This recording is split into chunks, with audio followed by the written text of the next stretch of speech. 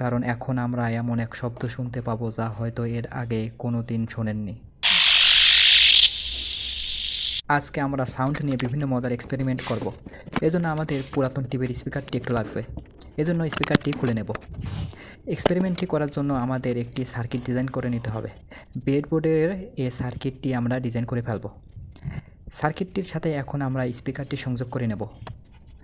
এখন আপনারা সবাই রেডি হয়ে যান, কারণ এখন আমরা এমন এক শব্দ শুনতে পাবো যা হয়তো এর আগে কোনো দিন শোনেননি। ও বাবা, এ তো আগের দিনের টিভির ঝিঝির শব্দ। এখন আমরা স্পেসশিপের শব্দ শুনতে পাবো। এই স্পেসশিপের চড়েই মনে হয় এলিয়েনরা পৃথিবী দখল করতে আসবে।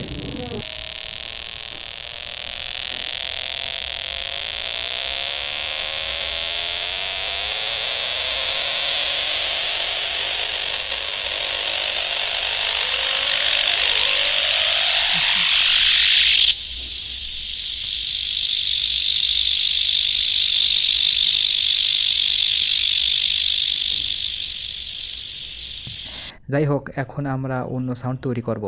এজন্য ছোটো ক্যাপাসিটারের পরিবর্তে এই ভোডকা ক্যাপাসিটারটি লাগিয়ে নেব। এরপর আমরা লাইন দিয়ে দেব। এখন সাউন্ডটা একটু ভারী হয়ে গেল। এরপর ভোডকা ক্যাপাসিটারের পরিবর্তে এই একেবারে ছোটো ক্যাপাসিটার লাগিয়ে দেব। এ তো কান মাথায় খেয়ে ফেললো। এখন আমরা আমাদের পুরাতন ঘড়ির স্পিকার দিয়ে টেস্ট করব। এই জন্য স্পিকারটির সংযোগ বোর্ড থেকে খুলে নেব। তো এখন ঘড়ির স্পিকার ইন, টিভির স্পিকার আউট।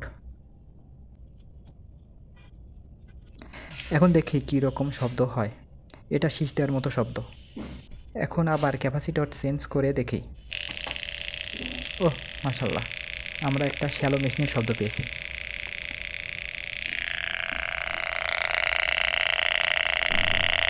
তো যাই হোক, আমরা খুব ভালো শব্দ না পেলেও এরকম সার্কিট থেকে অ্যাম্বুলেন্সের শব্দ, পুলিশের গাড়ির হুইসেল, মেশিন গানের শব্দ সহ আরও বিভিন্ন রকমের শব্দ পাওয়া যায়।